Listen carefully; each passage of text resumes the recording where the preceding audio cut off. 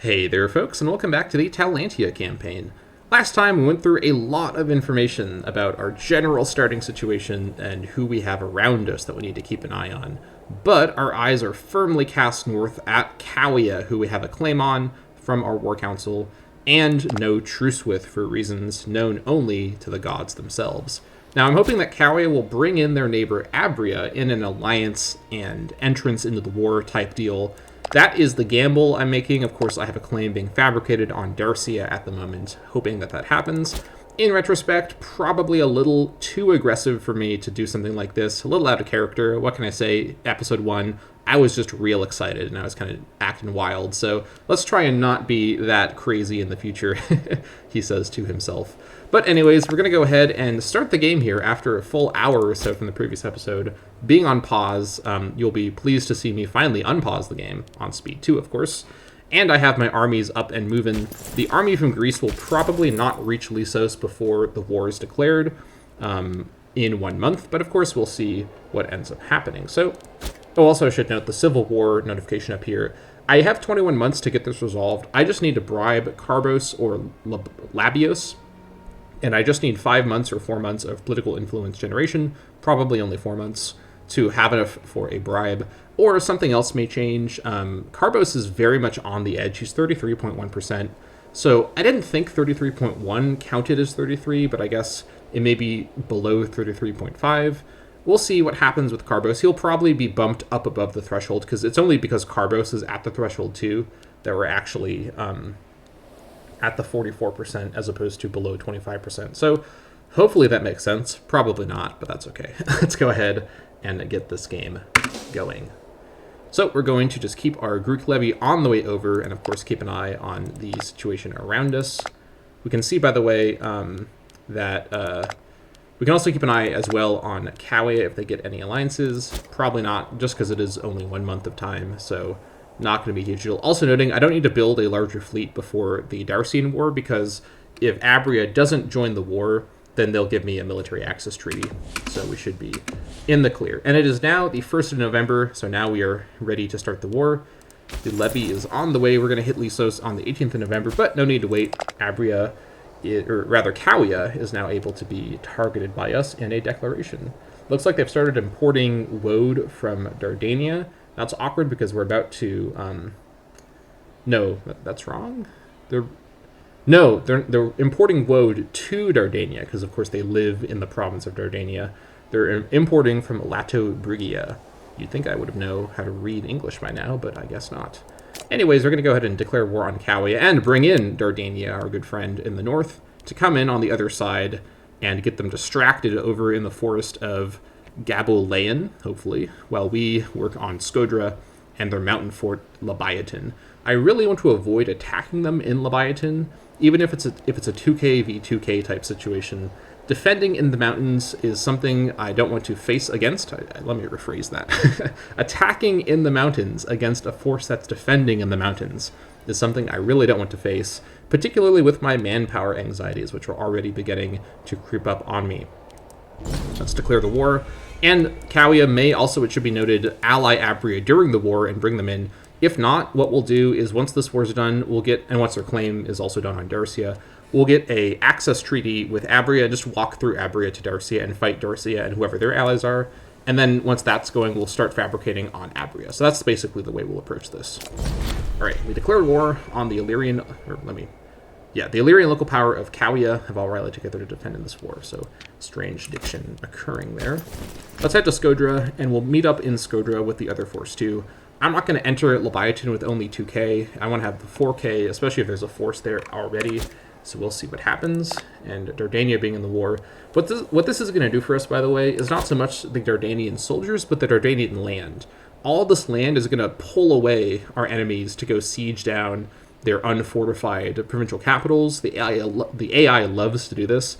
In all of my test games, this has been a frequent recurring thing that the AI just constantly does with Dardania. So let's hope that that happens here as well. And yeah, I think we should be good to do this. We do, of course, have our navy on low maintenance, but our army is not on low maintenance, which is the right combination of things there. All right, speed 2, here we go. Keeping as well an eye All of that. Looks like we have another... The High Priest is now within disloyalty range, but that's fine. He's not currently disloyal, so not going to be a problem. Sounding out the opposition. Debate has raged for many years over our rocky relationship with the nation-state resident in Greece, Boeotia, a nation which many in Taulantia call a friend. Apparently, that's interesting and random, stands well placed to provide us with assistance in our endeavors to control Greece. Boeotia, you fiend, inviting non-Greeks into Greece. That's some anti-Greek behavior. Don't they know about Barbaros? I don't know what I'm saying. Let's continue. Many of our more warlike advisors, however, seem intent on burning all bridges and laying waste to Boeotian land in an effort to further advance our cause. We're going to go ahead and try and maintain a benevolent image. I'm trying to do, with this event, by the way that the matter in so-and-so region works, the first thing where you get the claims, you're able to basically construct a modifier through these events. And I'm going to try and construct the peaceful modifier. Not because I'm going to be peaceful, heck no, not with Greece. But I'm going to try and make them think that I'm being peaceful, because it gives you diplomatic reputation bonuses, and I think improve reputation bonuses as well. In my opinion, I don't really care if I'm actually warlike and people see that. I care that I can easily turn their attention back away from that and see me as not warlike on my terms. So the peaceful outcome, I think, is going to generally be better from my playstyle, where I'm approaching war in a very strategic way. So benevolent image it is. In we go to Skodra. Looks like they're not here. There's their tribal levies up in Leviathan, as I expected. They will probably go into Dardania. I think they probably won't take an attack into Skodra. I'd wait, by the way, in Skodra until Dardania was in Gabulian, so that we could essentially double team Kawia from either side. I'm sure they will appreciate that quite a bit.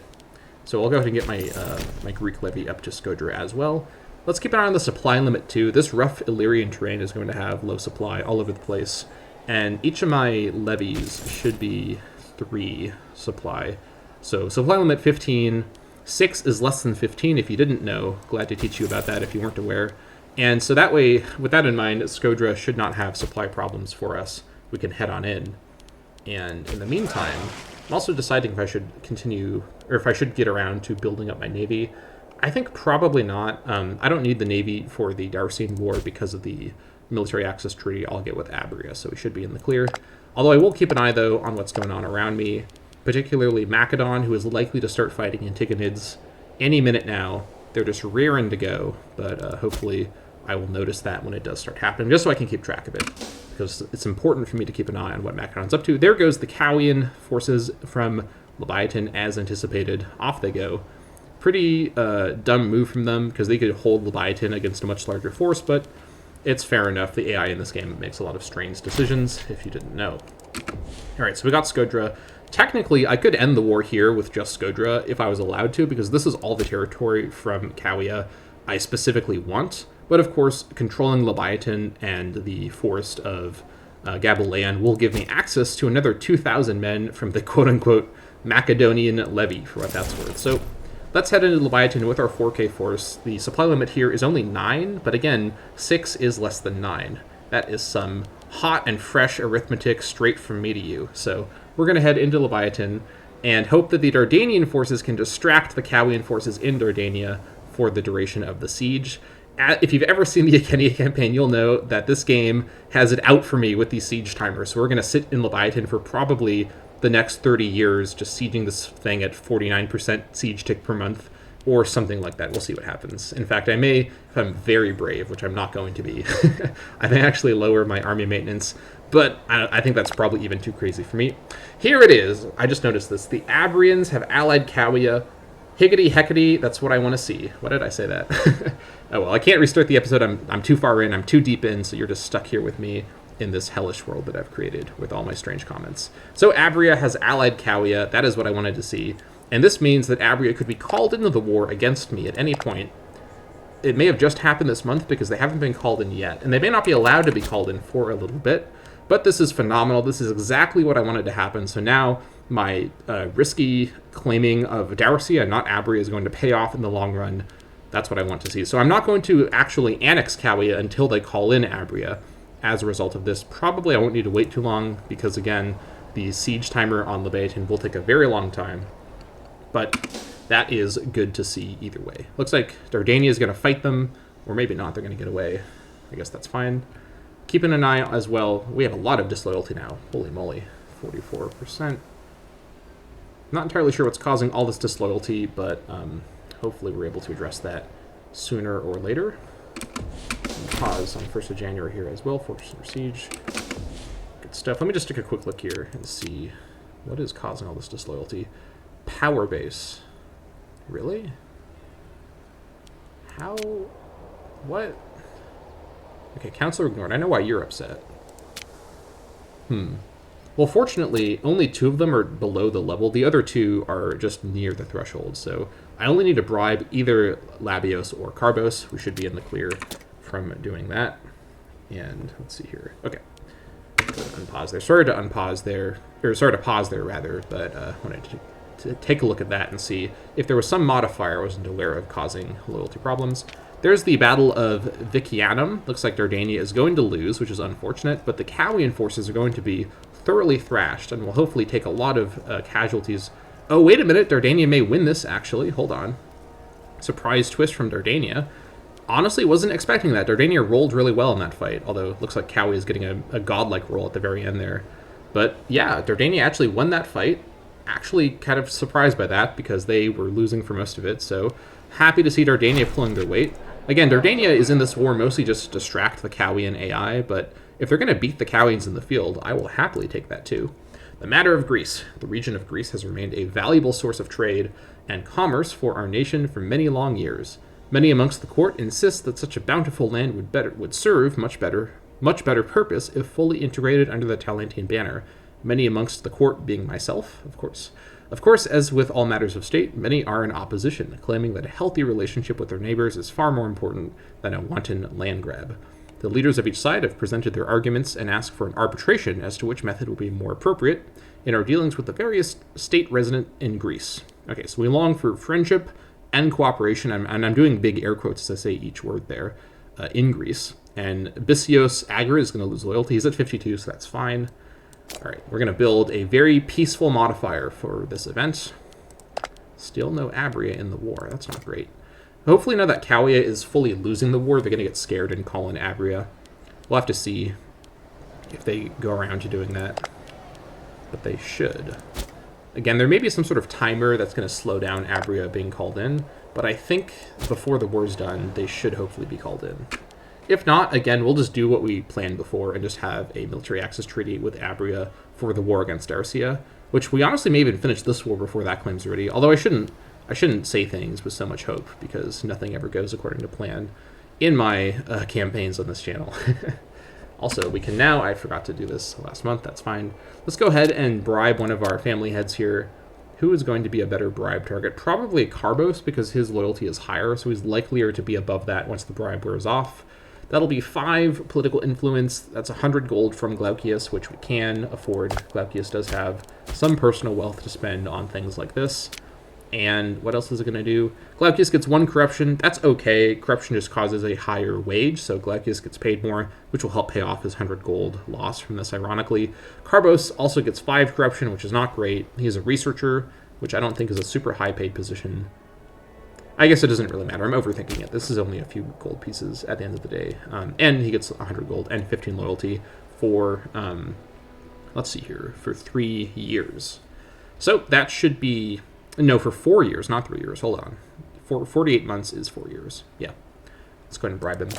That takes care of that. I could have waited longer and just, like, tempted with the Civil War, but I'd rather just take care of that now and get it on the cooldown, particularly because we can then bribe Labios in the future. Really, my family heads shouldn't be this disloyal by default, so I need to make some adjustments to my integrated culture modifiers in some form or another to get that under control in the future. So we'll see what has to happen with that.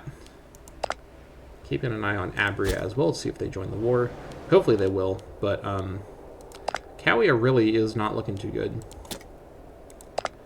So just gotta kind of wait now and see if they call in Abria or not. And just work on the fort here. What I can do as well, I am suffering attrition from being in a mountain pass and from being in a siege. So I'm gonna move one of my forces actually off of this tile I think I'll move Glaucius off because he has higher martial and he can react to a possible Abrian attack from Skodra. So we'll split the forces up, although I think Dardania is going to come stand with me on Leviathan. The AI, when they're in a war with you, loves to come and join you on high attrition sieges just because they hate you. So that is that. Let's see, Oracle of Delphi. A messenger has been sent by the Oracle of Delphi herself. Apparently, Apollo has seen good times coming for our country, particularly under the leadership of Glaucius the First Talented. In a grand announcement, we bring the news to our populace at large, spreading the good word. Okay, what do we have here? Trade 15 gold for a national modifier, monthly legitimacy plus 0.10. Not super critical, but that is handy. And this would be for, let's see here, 20 years, I believe. And then Omen Power plus 2.50%. That's fairly decent. Boost loyalty at the moment. Or we could get the same modifier for less time with that money. I think I will go for this option because these bonuses are pretty small, and I'd rather actually save the 15 gold. 15 gold, to be clear, is, something like 7 months of income, so I think I'd rather save that. But we'll thank the Oracle for her good work. Still no Abria in the war. That is fine. If we don't get Abria in this war, it's not a huge deal. It just would be nice to get that in that clean of a manner. We'll see what Kalia does. They may have to wait for a certain amount of time to pass before they call in their new ally, so we'll see exactly what has to happen. Oh, hello. Looks like Macedon has gone to war with the Antichonids, as expected. Now get ready, hold on to your seats here, because the Macedon-Antichonid war is not a normal war. In this, I think it's because of the Heirs of Alexander DLC, there's a weird thing that happens where the Antichonids can directly annex Macedonian land during their war, which of course isn't how it's supposed to work. It's very strange and leads to a border gore nightmare over in Macedonia, so just brace yourselves for that. It may happen during this war. And speaking of war, we're still not seeing Abrian entry into our war, so we may have to end up holding off on the Abrian fight after all. But we have Glaucius in position to respond to an Abrian attack if one were to come, so we'll keep an eye on that.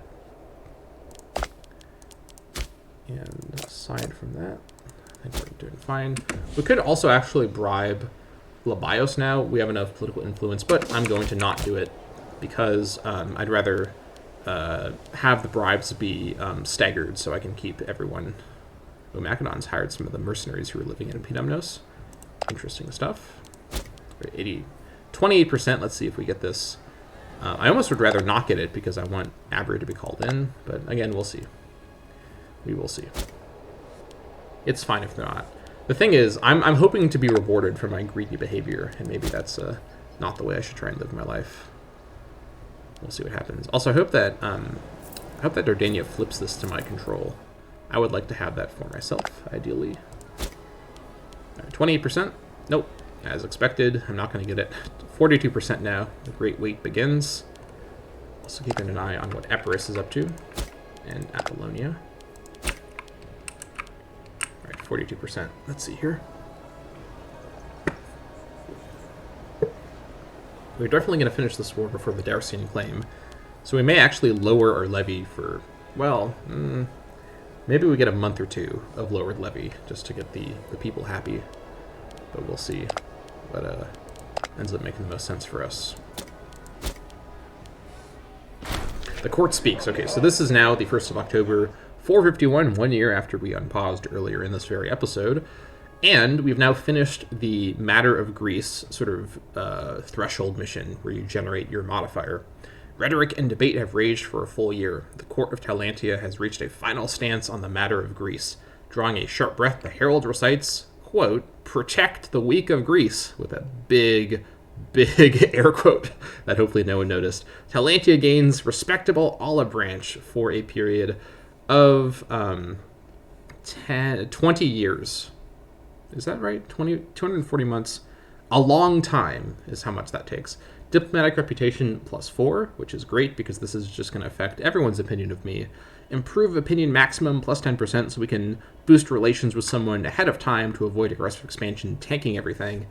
And war score cost +10%. While that is unfortunate, as we do plan to take a lot of stuff in the next period of time that modifier is active, this ultimately won't really truly hamper me because we're not likely to be annexing large, expensive areas of land at the same time. So just with my strategy, I'm not anticipating, for example, to be annexing Macedonia anytime soon, as an example. So protect the weak of Greece.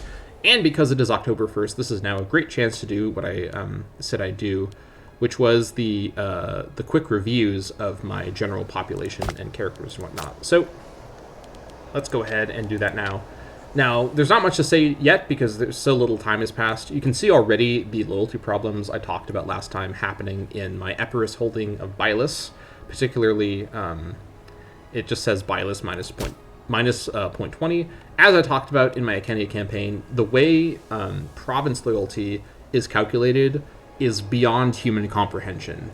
And I've tried for so much time to try and figure out exactly what's causing what. I still don't quite get it. So you have minus 0.20 unrest, which is then multiplied by 1.000. Which, what does that even mean?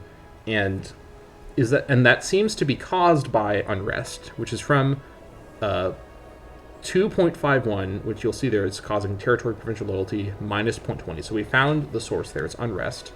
And why are the people here unhappy? I think it's just because they're Epirotes, and they're upset that they're not living under an Epirote leader or something. I'm not entirely sure.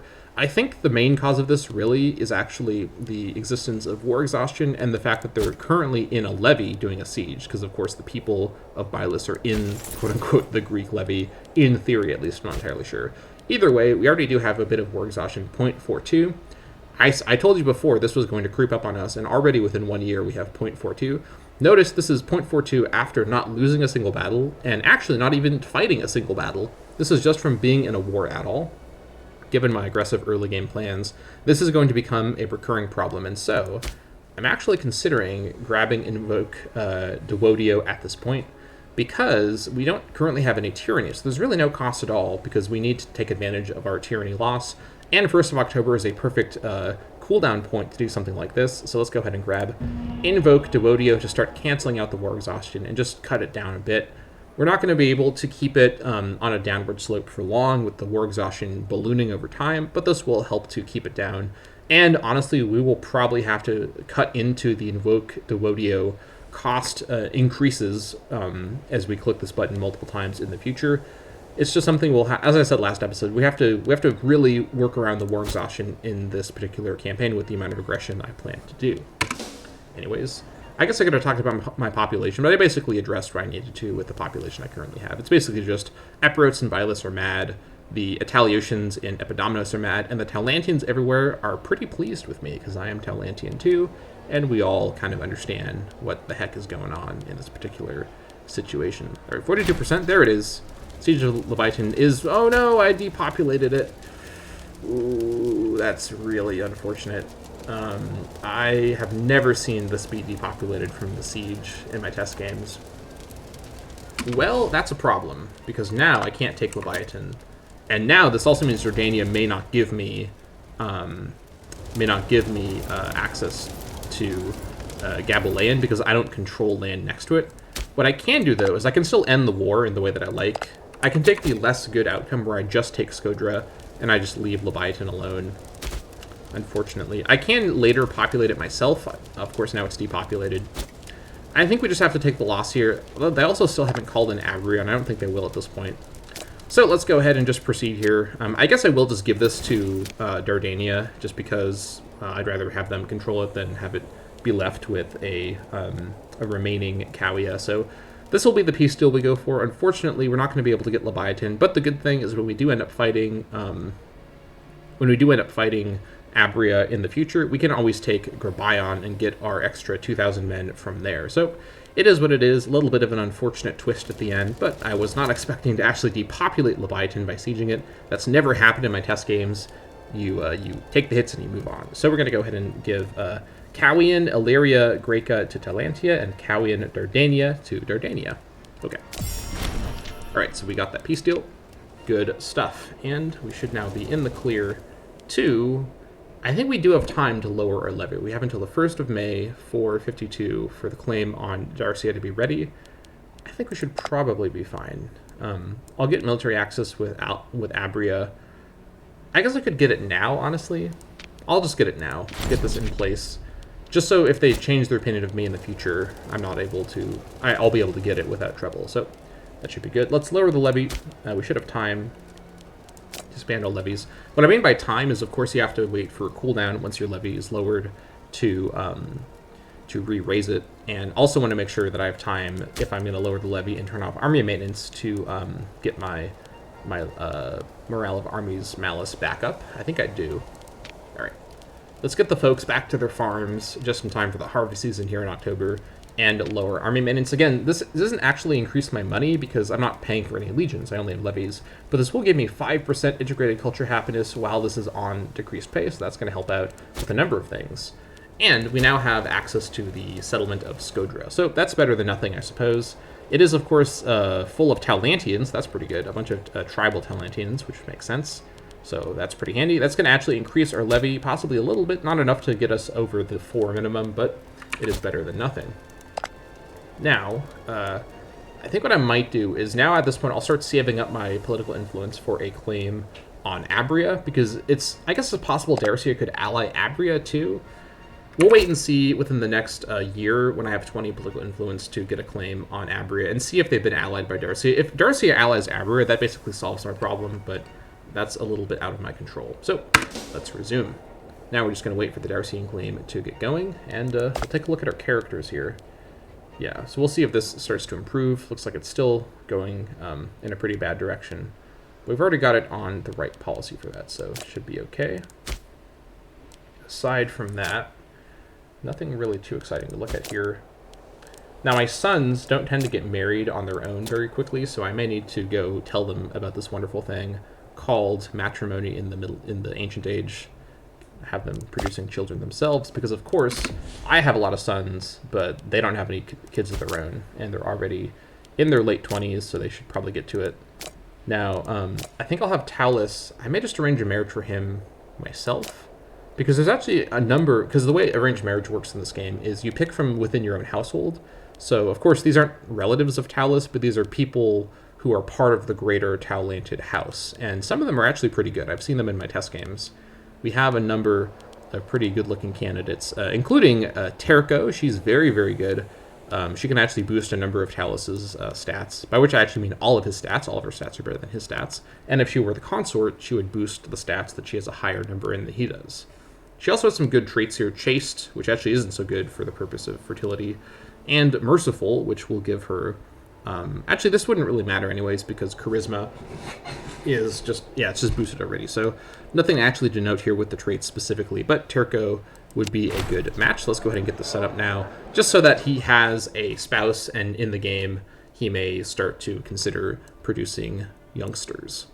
After careful deliberation, assessment of potential spouses, and a great deal of research into various bloodlines and heritages, Taulus summoned his aides and issued an offer of marriage to Terco of the Taulanted dynasty.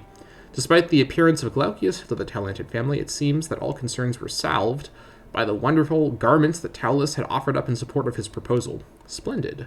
So we get that arrangement set up. I'm going to leave the others for now because no need to rush on that. Also, we have another route available, or rather, we have a route available now. Looks like one of our gold trades has actually stopped working. That is fine.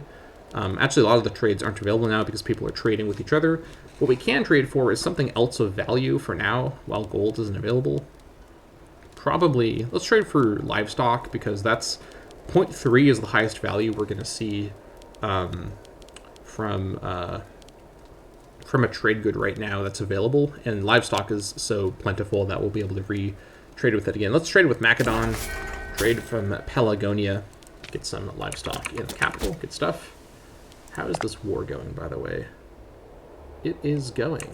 Looks like Macedon's actually doing that annexation thing I talked about in Anatolia. That's interesting. Very cursed. What's going on over here? So hopefully that just keeps Macedon distracted and not attacking me. That is ultimately the real goal with that whole arrangement.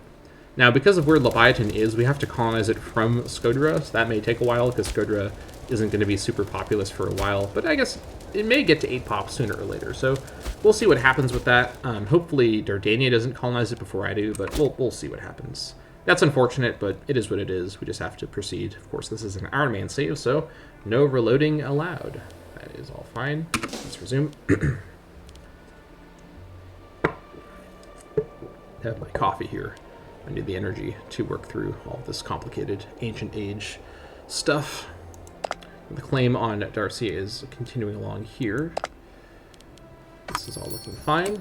Hello, what's this? Abria wants to join a league with me. That's the wrong thing, Abria. No. I'd rather not do that. What I want is for Abria to actually ally with Darcia, which hopefully me declining them is going to make them think about allying with Darcia. That would be the preferable outcome.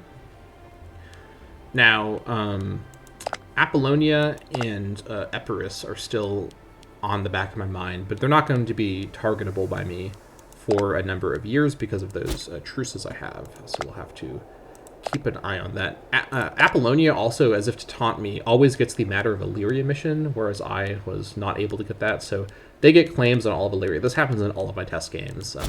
Of course, we're both in Illyria together, so I don't know why I'm not allowed to get Matter of Illyria. The game just hates me. Taulantian diplomacy, Epirote delegation. Our southern neighbors, the Epirotes, have sent us a delegation led by the talented speaker Cineas, offering us a pledge of friendship. Our king, Glaucius, has been a faithful friend of the ruler Pyrrhus, supporting his claim to the throne of Epirus and raising him in our own court. Okay, so this is one of those Epirote events that involves us. This can allow us to regain our alliance with Epirus. I'm not going to do that. I'm going to say times have changed. They get a claim on me, but that's okay because they already don't like me because I broke my alliance with them before. Also, stopping friends with Pyrrhus for what that's worth. So times have changed. And that also alludes to some of that lore I've talked about before of Epirus and Pyrrhus having Epirus and Taulantia having some sort of relationship. We're also back above the Civil War threshold from just Labios as well. He has a lot of power base. Yikes. Oh, he got some holdings too. Okay, well, that's not great. I need my power base to get boosted somehow. Increasing the capital region size would actually do that. I think what I need to do is bribe him, which I can do. It'll set me back a bit, but that's fine. The balance of power. Here's that Carthaginian event that everyone gets. Our heralds bring troubling news from the proud nation of Carthage. After a brief period of instability, a hitherto toothless governmental faction seized power in the Carthaginian Aedirum, making a mockery of the proud democratic heritage of their nation. Our loyal advisors recommend that we dispatch an envoy to issue a sharp rebuke at this troubling state of affairs, lest those wizened misers seated in gilded thrones take it into their mind to placate their people with misguided conquests, upsetting the delicate balance of power in our region. Now, as a nation that knows nothing at all about placating their people with misguided conquests, I will go ahead and send an envoy. Carthage won't be pleased with me, but screw them. Glaucius gets 10 popularity, which is great for me because I'm below the 100 popularity cap.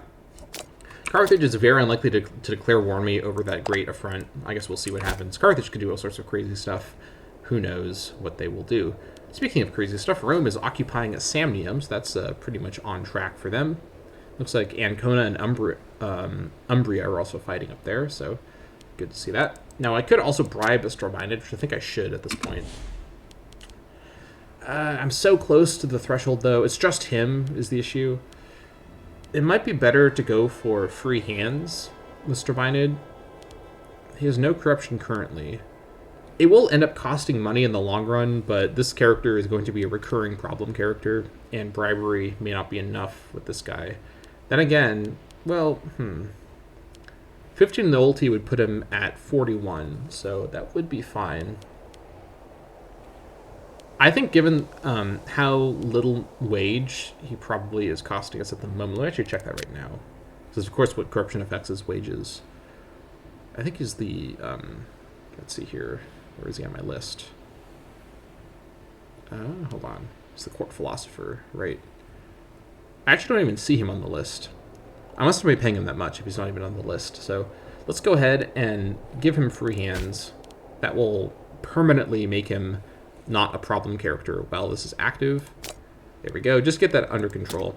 This is the unfortunate thing in the early game is the family heads in a smaller nation have so much power. It's really out of control. You really have to work around them as much as you can. Also, my thing with Darcia, I should have probably got my army going a little bit before now. Whoops, but that's fine. We'll get them going now. I have to wait for them to meet up anyways before I start the war. because I need to make sure that they go in together and beat Darcia after walking through Abria. So we have the military access treaty with Abria. We have to go into Darcia. Okay, let's see here. Okay, let's go ahead and get our forces going. We'll raise the levy in actually, let's raise them just in Epidaminus and whatnot, because they need to. Actually, their morale's not even that low, so I don't know why I was so concerned about that. Development mode, light infantry, the cavalry going as well, and then raise the other forces that they're going to raise in Bilus. That is fine. All right, get these guys organized here. Okay. Now we'll send them over to Epidaminus, and we'll have them march together up through Abria into Darcia. So that should be in the clear. Maybe a little behind schedule on having the claim ready, but it's not a huge deal. Darcia is not. There's not going to be any penalty for not attacking Darcia the moment our claim is prepared. So, oh, actually, hold on. We had one more month than I thought. We're at 98% now. That is fine. 15th of April. We'll be at full morale, anyways. So. Should be good. Also, notice how I spent no manpower, essentially, on the last war, or at least so little manpower it didn't affect it by the point of this war. That's the kind of mood I want to be in for this particular campaign. A manpower-efficient mood. That is a fleet, not an army. Let's... Nope, come on. This fleet hitbox is out of control. Outrageous. Alright, let's head on over to... probably Skodra is where I want to attack from. Yeah, there's supply limit there to cover it, so... We'll do that. We'll get there well into May, but that's totally fine. And we'll probably start a fabrication on Abria once we declare war on Darcia. Or rather, once we have 20 political influence, which will be around the time we declare war on Darcia. We have a claim on Darcia. There we go. Good to see. Will they ally Abria in the month or so they have left? We will find out in a moment. Probably not. That's fine. Right, and we go to Skodra. Once we get here, we will declare the war. Actually, can I think I can actually enter into Abria before I declare the war. Let's find out, actually. Let's head to Metaion and then declare war while we're in Metaion. That'd be interesting if that's allowed. I think it would be, right? The Italic local power of Picentia entered a military alliance with the new ally Rome. Why am I being notified about this? When a nation accepts an invitation to enter a military alliance. I have this as a pop-up? Really? That's a bit strange. All right, let's go ahead and tell that to just be in the log. Very weird. Okay, well, I guess I know about that now. Either way, we are probably good to go here. All right. No allies for Darcia. That is fine. Let's declare war. Call in Dardania just for the higgity heck of it and take on Darcia. Alright.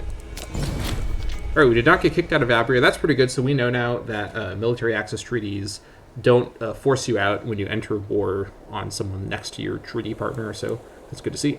The Illyrian local power of Darcia have rallied together to defend in this war. Good to see. In we go. Now, my cunning plan here is to actually enter towards Salthua, which is their, of course, fortified capital, from both the directions of Andorba and Rizone, because this gives me two separate rally points to retreat from Salthua towards. So if that makes sense, great. If not, oh well. You'll figure it out as I do it. So, no, I didn't mean to select both of you. There we go. This may mean that I arrive in Salthua with only one army while they're still there. If that's the case, I'll actually stop. Actually, I'll just do it like that. I'll stop in Andorba. Guess I could have come down to Ascribian before launching this war. Whatever. It's going to be just a small micro mistake. Should be fine. And with that going, any reason at all to change my fleet maintenance? I don't think so. Balance of 2 right now is actually pretty good, so I'm quite happy with that, honestly. And let's also just quickly check. Minus 0.11, and we're at 46 war exhaustion, but it's minus 0.10 per month. That is what we need to see. I think we should probably be in the clear at this point. All right, this is a 2-war episode. Look at that. I really am being aggressive in this campaign. I told you I'd do it. None of you believe me. Refuel this coffee here. In we go to Andorba. What are they going to do in Salthua? Let's find out. Are they even there? Yeah, they're there. Okay, so I kind of don't want to fight them in Salthua because I'd be attacking into the forest. And even with, well, actually with double their numbers, I should probably be okay. But I'll wait till this force is in position to launch the attack. So they also don't have, even though they have land on the coast, they don't have a navy because they don't have a port in Rizone. So should be in the clear there. Also going to keep an eye on if they actually pick up any allies in this war. If they ally Abria during the war, I will shake my head in disbelief, which you'll not be able to see because there's no video camera. But you'll just have to take my word for it. Either way, we're going to go ahead and fabricate a claim ourselves on Abria. Probably could have done this last episode in the alternative order I mentioned, but it is what it is. It's all working out right now. Fabricate a claim. And once we are fully in Darcia, I guess I can keep the Abrian military access treaty going for a bit longer. No need to cancel it prematurely. We should be good to go. Darcia is going to, or not Darcia, Dardania is going to come down and walk through the unsettled land of Leviathan now to come join me in the war. They may or may not help out at all, not entirely sure. Possibly they'll get a military access treaty through someone like Armistia and Oxvioia, but that may be beyond their ability. So they may just have to come through like this. That is fine. Let's resume and get this in position. 6th of July. Okay, these guys are going to move, which I'm quite okay with. If they go... Now, I can't actually hit them in Luisinian because the zone of control of South Thua will stop me from entering Luisinian from Anderba. I have to go straight to South Thua. And 26th of July, what about you? 28th of July, I'll take that. We'll also have... actually, hold on. I want Glaucius to actually start the fight. Okay, they're going to actually escape anyways before I get there. That's totally fine with me. I'll take on a siege at South Thua while they go into the mountains there. That is fine. I'll take attrition also with 2 people in South Thua on the siege as opposed to a fight. Because again, my goal here isn't to actually kill all of my enemies. It's to just take their land and erase them from existence by capitulating their nation. These 2,000 guys, they basically disappear back into the population if I never fight them. So I'll take a siege and take attrition just to hold them back because they're unlikely to take a suicidal charge even into a forest defense against my double-sized force, double-sized against them. I mean, all right, so South Thua is under siege. Good stuff. We'll let that go. Meanwhile, I think everything else is looking fine. Dare I check? How are things going over here? Something's happening over here. Not entirely sure what that's about, but Antigonids are being themselves. Looks like they've taken Ascalon down here near Judea. Interesting. Yeah, just crazy stuff happening over there. Probably better I don't look, all in all. So here I go, working on South Thua. And I got the Abrian claim underway. Watch Darcia actually ally Abria during the war. It'd be like a weird curse. If you're attacked by Taulantia, you just ally Abria. That's how it goes in this part of the world. That's the custom. Anyways, they're going to walk away actually into Oxvioia, who I guess they've gotten military access from. They have, okay. So I'm not sure where they're going. They're not going to be any safer in Pekina than in Luisinian, because I actually have to finish sieging South Thua anyways to move in there. And either way, once I finish sieging South Thua, I win the war, because this is their only provincial capital and fort, so that's fine with me. So patronage of the arts. A king is expected to be a patron of the arts. Artistic depictions of the king cement legitimacy in the eyes of the people. Styled in the manner of popular gods and heroes, these sculptures, paintings, and murals are often worth their hefty price. Well, let's see here. Monthly legitimacy plus 0.20. Again, I have full legitimacy right now, so this is not a huge deal. Or I could lose legitimacy, which would make me not have full legitimacy. Well, despite being someone who definitely loves it when it's hefty, I'm going to go ahead and lose legitimacy here. It's a frivolous expense. Not going to be able to go for it at this time, mostly because the 10 gold is notably worth 5 months of income, so no need to go for it. We'll get legitimacy from other sources, but that's not a terrible event to have. Here comes Dardania. They're going to come sit with me at South Thua and eat all my food, which you gotta love. Or they'll not. They'll just hang out in Skodra. That's fine with me. Again, like, even though I wouldn't normally want to keep everyone here for attrition purposes, I'd rather eat attrition than eat, like, casualties in a fight, because I'll take way more casualties in a fight, even if I win the fight. And I may as well actually work on the siege, too, because this siege is all it's going to take to do this war. Looks like no one else has been called in so far. Revenge of the Furies. Our envoys bring news from Macedon, where it appears Basilius Cassandros has succumbed to the disease of kings. An excruciating affliction brought on by an intemperate diet. Already there are whispers that Cassandros is being punished by the gods for his treatment of Alexander's family. It is fitting, no? Yeah, so we get these events sometimes. Apparently the Macedonian line has some dietary problems. Understandable. It's hard to be in charge of Macedon. Speaking of which, what's going on over here? Thrace is being occupied by Byzantium. Now that's really cursed. What is happening with this? How is Byzantium doing this? Okay. I don't know what's going on. There's just some crazy stuff happening in the Greek area. Better that I not even give it a look. I'll just close my eyes and ears and just hope that people are being distracted and not bothering to attack little Taulantia. Speaking of attacking little Taulantia, here comes Darcia coming into Dardania. That's fine with me. Dardania can get absolutely ransacked by Darcia as much as Darcia would like. As long as Darcia does not enter into Taulantian land, that is fine with me. I'm just a great ally. There goes Dardania to go fight them over there. That's fine with me. Again, this is really the value of the Dardanian alliance. They're there to distract the enemy AI. Because the enemy AI, they just love unfortified provincial capitals. They just bolt straight over there and let me siege their fortified capital with basically no problem at all. Noting as well, I forgot to pause on the 1st of October for this year. That's fine. Nothing super major needs to be addressed. We'll just glance at it right now. Things are still not great, but we have war exhaustion under control for now, especially with the invocation of the Dewodio, so we are in the clear. Manpower is fine. We're actually looking pretty good. This isn't the smoothest commentary I've done for one of my attempts at recording the series, but this is actually the smoothest gameplay I've done for one of these attempts. So I'm actually pretty pleased that I've learned from my experience with my test games to pull this off with a very efficient use of manpower and war exhaustion. I wasn't kidding when I said those were going to be a big feature of the early game here. Anyways, things are looking good. 7%. Any allies for you? Oh, hello. You have 2 allies, Pieria and Abria. See, I told you they were going to ally Abria. I told you they were going to do it. I knew it. How did I know? Who knows? But they're not calling in Pieria or Darcia, or Abria. Now, Pieria is another person who I'd like to fight at some point. Pieria doesn't actually have any land I need for my decision, but they are a natural target as part of my expansion towards Dalmatia, who have a lot of land I need for my decision. I think Dalmatia has 2 locations, Trigorian and Salinae.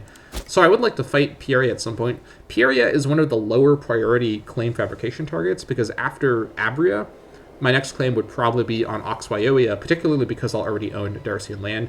One nice thing as well about the way I've done this is by having Darcia be my annex target before Abria, I can then claim on Oxwyoia instead of on Dalmatia or Pieria. So lots of lingo from the test game planning and all that. But basically, it works out the way it's going.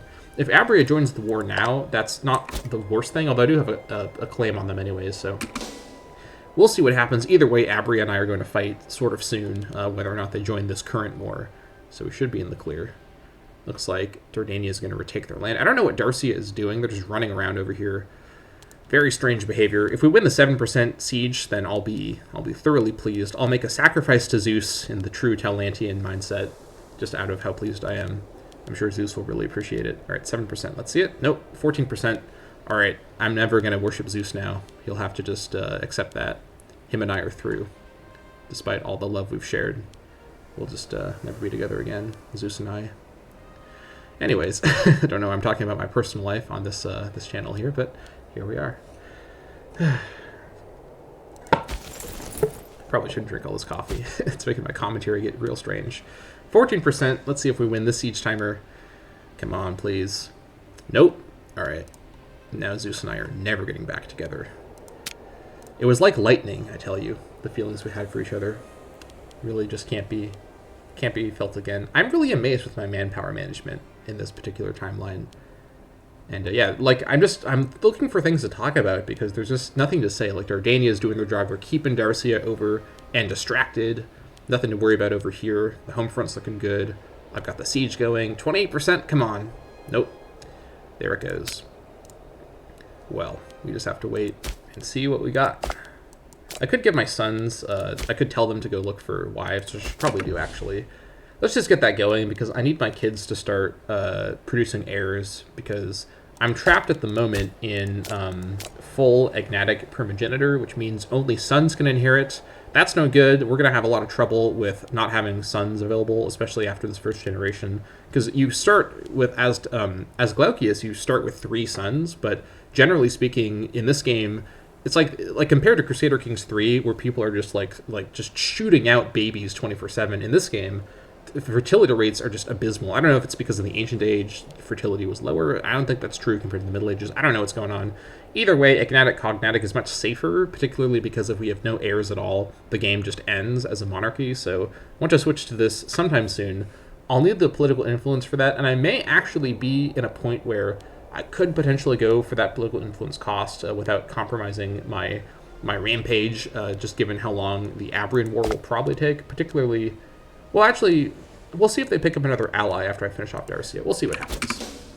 I think I'll tentatively plan to save up at this point for the law change to cognatic, agnatic cognatic, but we'll see. It may also not be actually a huge priority. Also, I just said I was going to give my sons sweethearts, and I didn't do it, so let's do that now. Arranged marriage, let's just find someone with good stats. 6, 5, 4, 5. Let's see here. I'd like to actually have Pleritas and Siras stay as officers in the government. I don't want to make them governors or admirals because they may have disloyalty problems, especially once Taulus is the actual king. So let's try and get them wives that boost up finesse, charisma, or zeal. Actually, I guess I could have them be... What are they now, actually? Hold on. Siras is the physician, and I think Pleritas is a researcher. I guess it doesn't matter a lot what I do here. I think I'll give Siras Triteuta as a wife. Get him the big marshal. There we go. Suitable match. Good stuff. So now Siras. Actually, hold on. That's just for consort, isn't it? I guess it literally doesn't matter. Yeah, that's just for the consort with the ruler. Forgot that it doesn't work. Whatever. Either way, I guess it doesn't matter at all who I actually give them as wives. All things considered. Right? Pleritas. Let's just give you someone who has good stats. Let's see. Or someone who doesn't have bad traits, I should probably focus on.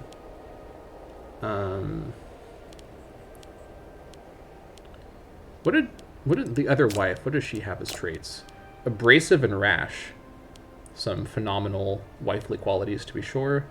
Bad loyalty trait, don't like that, but she's got pretty good loyalty anyways, especially because she wedded the ruler family, so probably not going to be a problem character. Now over to you. Let's have you marry this vengeful, incapable benefactor woman. It's an interesting combination. No, actually, hold on. I can do better. Let's go for... Actually, hold on. 9 charisma. That's pretty good. Not that it matters, I guess, because, again, it's not going to affect without it being the consort. Honestly, for people you don't expect to be the ruler, it essentially doesn't matter the stats of their partner because they're not going to affect it. The sacking of Salthua. Speaking of marriage, we've got a sacking now. Glaucius has led his men to glorious victory during the siege of Salthua. The enemy flee in disgrace, and all that is left is to decide on how to treat the residents within. Needless to say, the spoils of war are likely to cause those back in Epidamnos to admire Glaucius greatly, but leaving such wealth in the hands of one man could cause problems in the future. Now, I really don't want to depopulate Salthua. It's already at 3, so let's let the looting be gentle, and now get all this land from controlling the fort. Right? I believe so. Let's also cancel the military access treaty with Abria ahead of our war with them. Just get this canceled. Right. Is this gonna be zone of control? Why is... Okay, so these places aren't... So this is a little weird. So what's happening here, I was wondering why these places aren't actually getting automatically sieged. Technically, they're in the zone of control of Ascribian, but Abria is not in the war. But because they're allied with Darcia, their fort is extending the zone of control, even though they're not a war partner. So this is a weird glitch. I'm just going to move my forces down to manually capture these 2 locations, and then we should be in the clear at that point. So let's go ahead and just do that. Should be fine. I could also give my daughters husbands, but I'll wait a little longer because they're younger than my sons, so I still have some time before I need to really worry about that.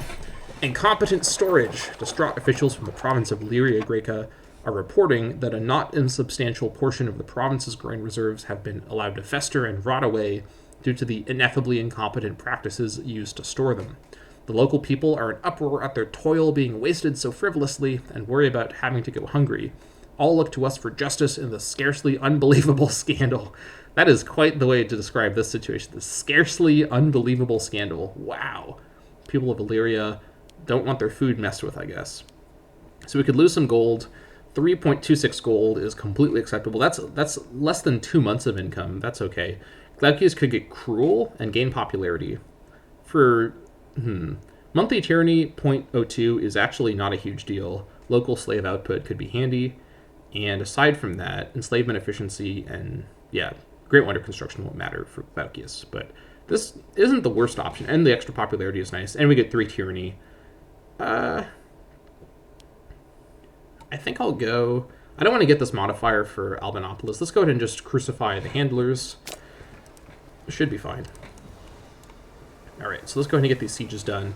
I'm annoyed that this weird glitch, because this isn't how the mechanic should work. Abri is not in the war, so their fort shouldn't be affecting it. I don't know. We'll just get this done with and not worry about it too much. And yeah, that will be that. A very, very, very efficient episode with 2 full wars in it. Quite pleased. And look at this. We lost, essentially, aside from attrition losses, we've lost no manpower, and we're still at 0 war exhaustion, despite doing 2 back-to-back early game wars. That's the kind of performance I want to deliver on with this series and with my ambitious plans. Let's go ahead and fully annex Dacia. There we go. And, yep. Alright, the Dacian elite, because technically we've... this also should have happened for Kawia, but I don't know why it didn't. Either way, we can go ahead and decide what to do here. After a protracted conquest, we have finally routed the Dacian armies and laid waste to their lands. During the sacking of their capital, many important prisoners were taken, many of them having previously held important positions in the Dacian clan council. They now languish in our dungeons, awaiting whatever fate we decide to impose upon them. So what I did in my previous campaign was I would just imprison them and then sell them into slavery and make tons of money. However, that caused a huge snowball of tyranny that I never managed to escape from in that entire campaign, and I don't want to do that this time, particularly because I'm already going to be fighting uphill against war exhaustion. I don't need tyranny as well, at least not tyranny that I can handle, particularly because reducing war exhaustion causes tyranny. So I'm going to banish those of class, reduce my aggressive expansion a little bit. That's actually a 25% aggressive expansion loss from that. And this will also upset the Dalmatian peoples a bit less, although they're going to be upset anyways, so I'll be converting them to Taulantian sooner or later. So let's go ahead and banish those of class and put the rest to the sword. There we go. And we now have an exclave of Taulantia with only Abria in the way, and within a few months we're going to be able to fight Abria to get that cleared up. And I think we're going to actually keep our forces up. Well, we don't have any war exhaustion problems right now. We could probably get away with it. I'm also going to keep the fort in Salthua for now, because this fort will be handy for my future wars in the area. So we'll leave that alone. I will note, though, in terms of who lives here, these are all Dalmatians, and I'm not going to set up a colony at the moment because there's better colonial land for Dalmatian purposes. Dalmatians are really, really common culture group around here, so a lot of the land over here would make for a better Dalmatian colony. So for now, though, I think I will move the provincial capital to Salthua just so it's in a fortified location. I guess I could keep it in Lusinian and actually just fortify Lusinian. That would actually probably be a better call, because I want Lusinian to be a fort as it is a mountain pass. And, bit of a tough call. I think I actually will do that. I'm going to build a fort in Lusinian and actually destroy the fort in Salthua. That's what I'll do. Okay, that makes sense to me, because Lusinian, even though Pekina is a slightly more obvious choke point for this mountain pass area, yeah, I'll explain this in a future point, because essentially Pekina, despite controlling the entrance to this mountain pass, it's actually not technically a mountain pass as like a tile modifier. So we can find it here. Mountain pass down here. So you can see what this says. Combat width minus 0.20. Fortified mountain passes are some of the best defensive terrain in the whole game, so having Lusinian be a mountain pass, especially while it's the provincial capital, will make sense to me. We'll move the provincial capital somewhere else, probably to Nerona, once we do control Nerona. But that's going to be it for this episode. We got a lot done in just about an hour. I'm actually pretty happy with how efficiently I did that. I am upset that Leviathan got depopulated, and I'm upset with some of the stranger jokes I made. Not entirely sure what's up with that. I'm just out of control. But you're getting the real, raw misadventure experience here. No filter, and you'll be able to hopefully enjoy the gameplay side of things. You can always watch this on mute if you really deign to do so. I won't begrudge you for that. Anyways, thank you so much for watching this episode. I hope that you enjoyed. Please remember to leave comments in the comment section below. Give me suggestions and tips and tricks for this particular strategy. As you can see, I have a very clear sense of how to control my manpower and war exhaustion resources. That's going to be something that gets more and more in the forefront as we proceed through the early game with this aggressive strategy. So far, it's been doing pretty well, but we're only a few years in, and we are playing this very, very carefully. So please do leave some feedback to let me know what you think, and if you have any suggestions for different ways I could approach actually getting all this land in my timeline. So thank you so much for watching. Oh, holy moly. Thank you so much for watching this episode. I'll see you all next time.